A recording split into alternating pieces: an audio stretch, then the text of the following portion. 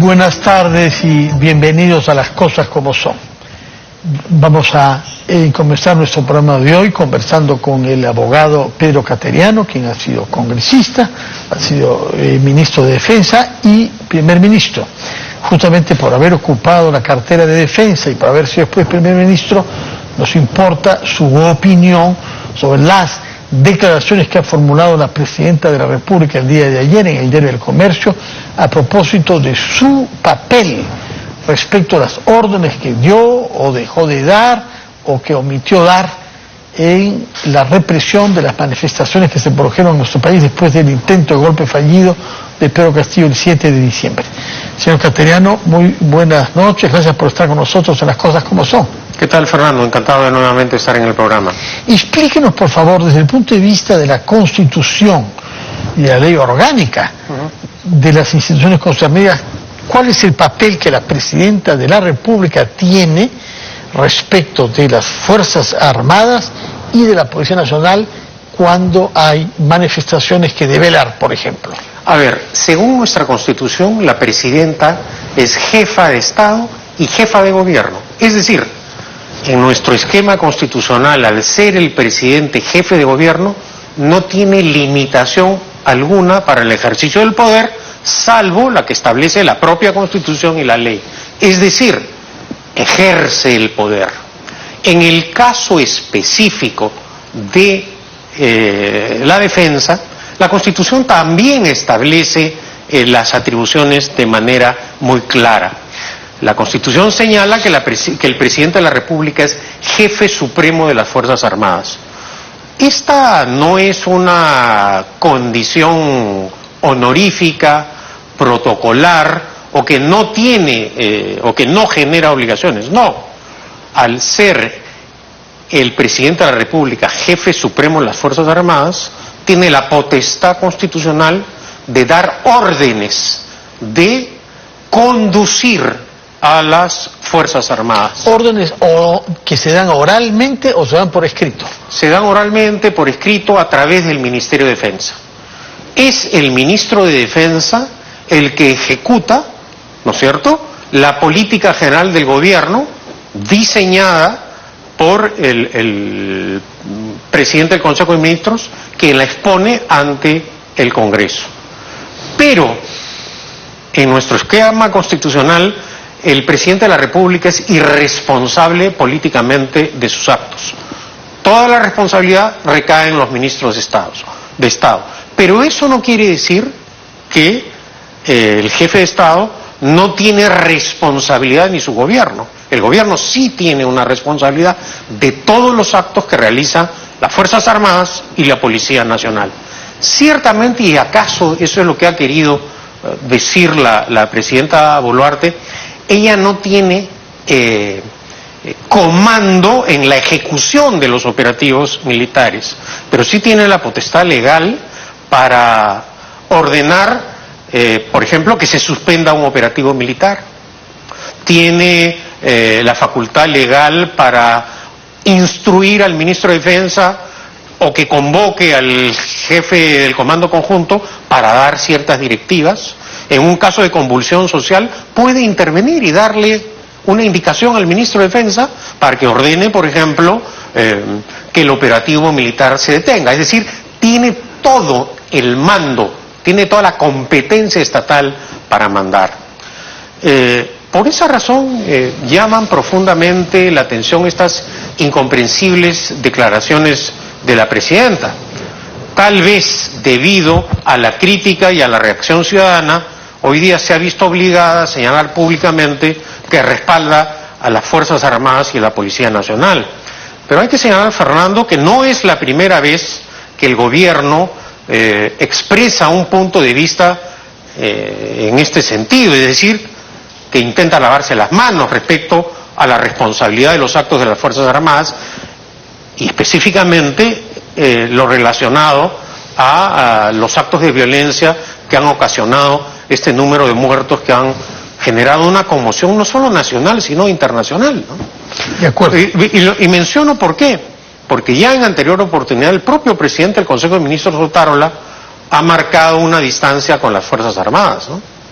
Sí, ha sido muy mal recibido, lo hemos visto a través de declaraciones sobre todo de oficiales retirados, que son los que pueden hablar, los otros no pueden hablar, ¿no es cierto? Exactamente. Y además, basada la presidenta en imprecisiones, porque de acuerdo al protocolo que existe, una vez culminado el operativo militar, las Fuerzas Armadas y la Policía Nacional están obligadas a dar cuenta de sus actos, es decir, de cómo se desarrolló, cómo se ejecutó el operativo militar o policial.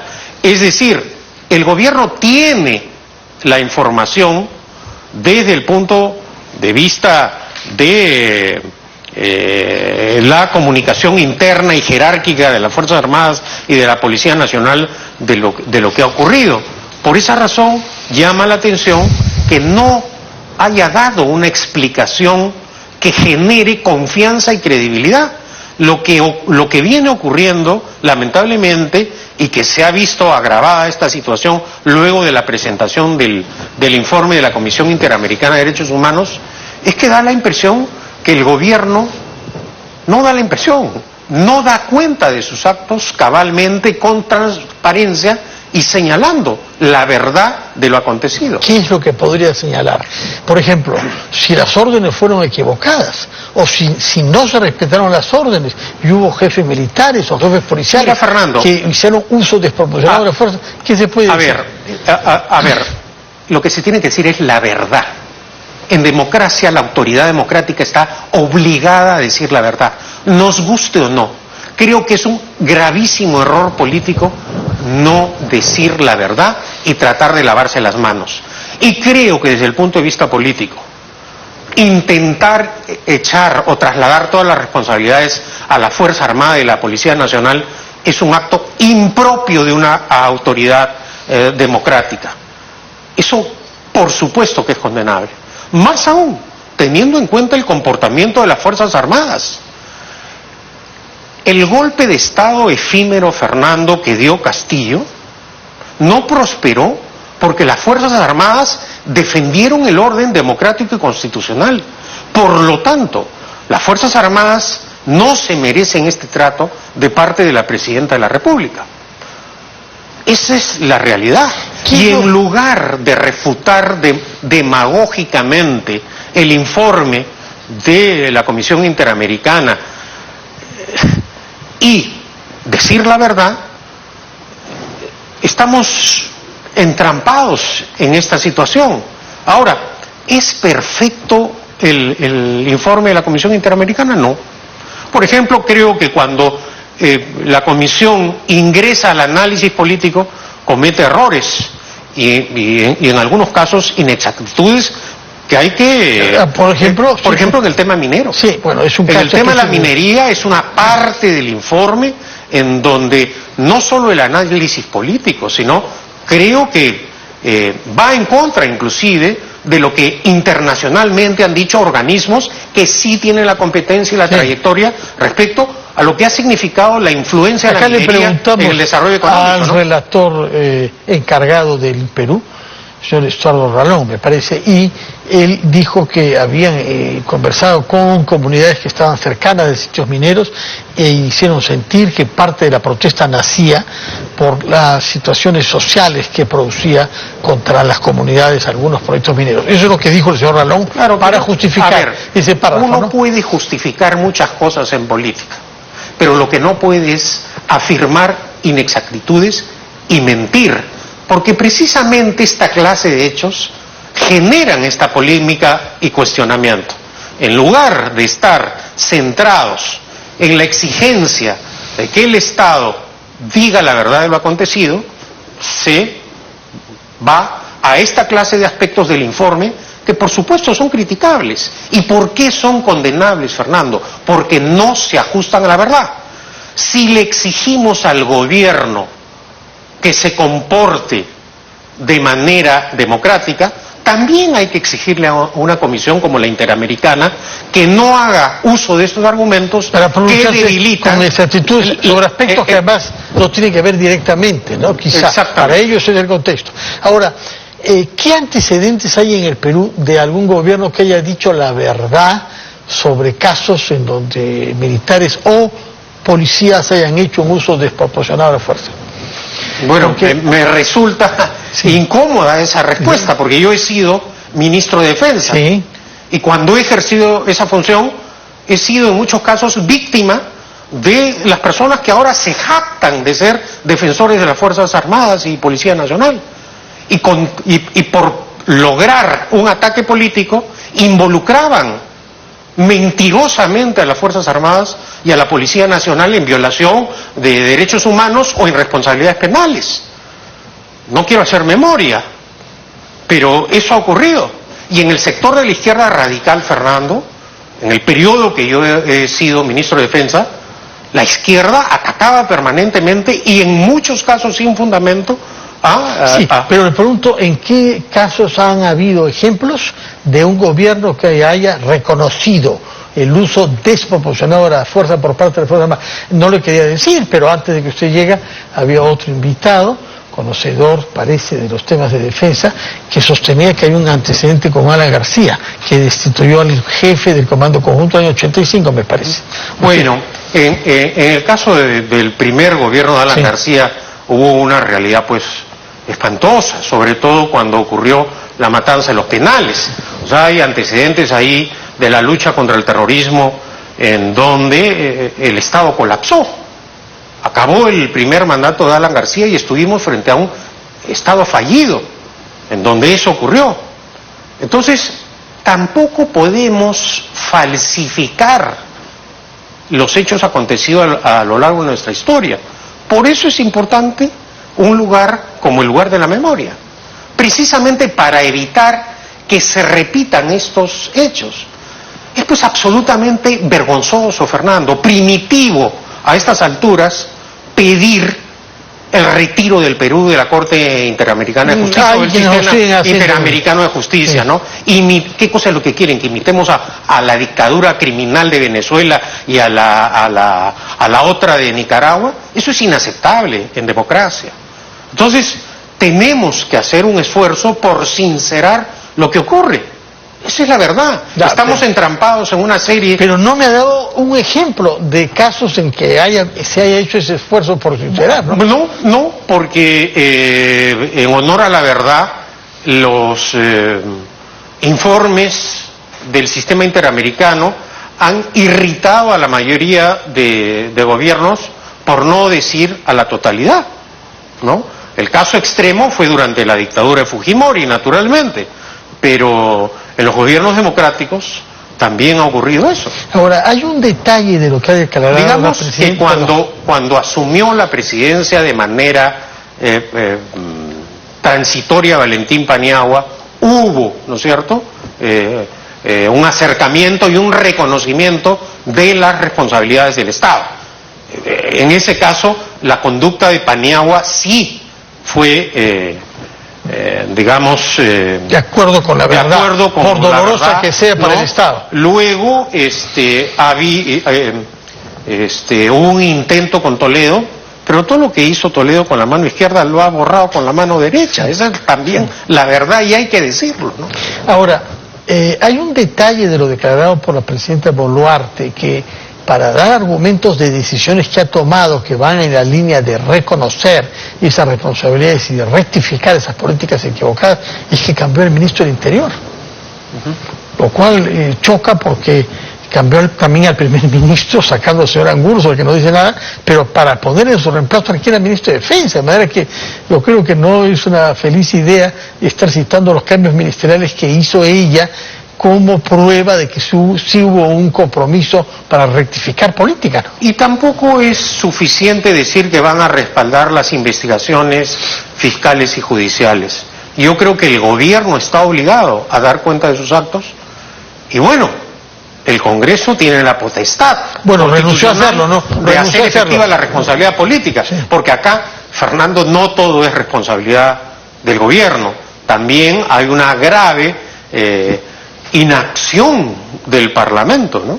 ¿En qué Ahora sentido? este Parlamento pues, que ya tiene congresistas gasolineros, es decir, ya el escándalo, la impunidad, la vergüenza de la conducta de los parlamentos es algo realmente inaudito, que indigna, Fernando, pero esa es la situación que estamos enfrentando, ¿no?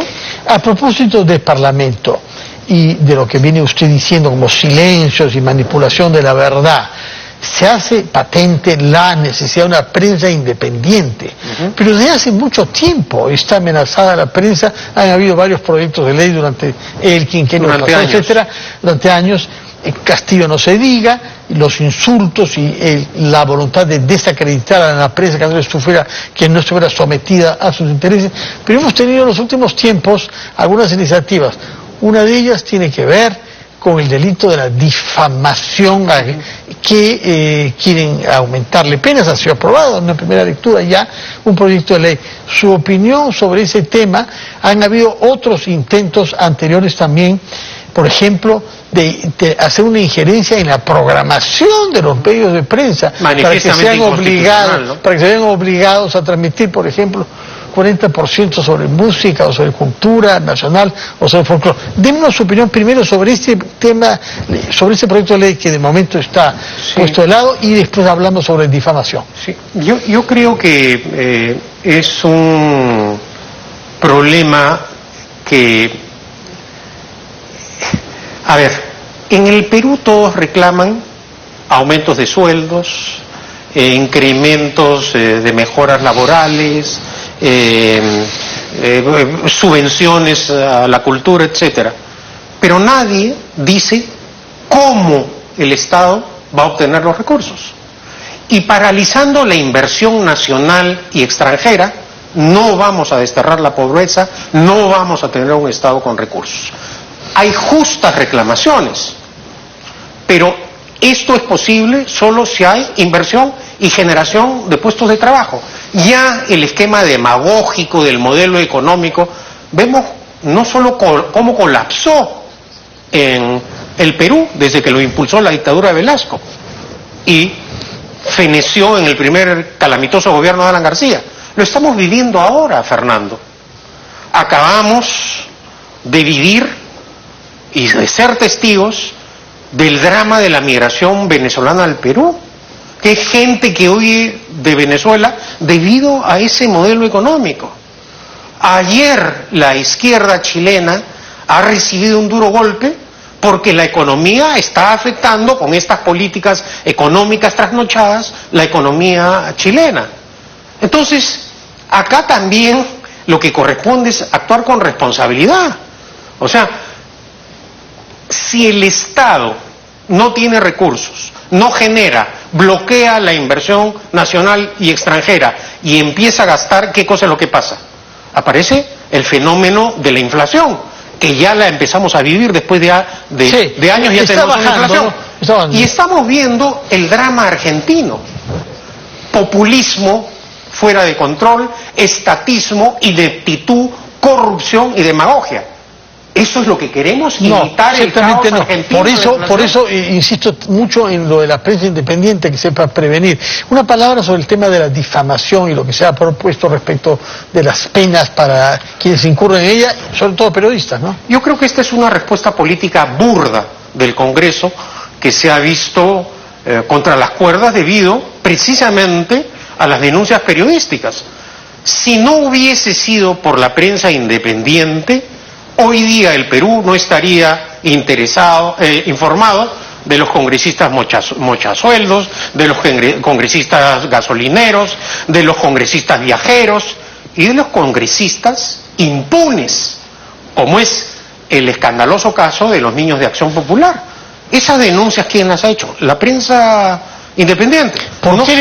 No es, Fernando, que uno tenga simpatía por toda la prensa. Yo pues no voy a tener simpatía por algunos medios de comunicación que durante años lo que me han hecho, en mi caso particular, es difamarme. Pero en democracia la libertad de expresión, de opinión, de prensa es fundamental. Sin ello caemos en un esquema totalitario como el que está padeciendo Venezuela, ¿no? El tiempo ya nos ha vencido, pero quería que nos diga una palabra sobre su partido, creado recientemente, Libertad Popular. Tengo entendido que hay novedades sobre su inscripción muy reciente de los últimos minutos, ¿no? Bueno, el día de hoy, a las 5 de la tarde, venció el plazo para presentar lo que se denominan las tachas, hasta donde estamos informados no se han presentado tachas contra la libertad popular, y entonces creemos que este proyecto que ha venido liderando Rafael Belaúnde Llosa ya ha cumplido con todos los requisitos legales, y estamos a la espera de que pronto el Jurado Nacional de Elecciones nos reconozca como una agrupación política registrada y empecemos a trabajar para hacer una alternativa de La gobierno. próxima vez que venga quizás nos dará informaciones sobre las actividades que van a llevar a cabo y la estrategia Claro que tienen para cuando haya elecciones, aunque no sabemos cuándo tendrán lugar. Bueno, Muchas al gracias. paso que vamos, Sí. sabemos que ni el gobierno Podría ser ni el próximo año, podría ser. ni el Parlamento se quieren ir, ¿no? Bueno, muchas gracias Pedro Cateriano por su presencia, que tenga usted muy buenas noches y ya nos dirá cuando tenga actividad de su partido. Vamos a hacer una pausa y regresamos a las cosas como son.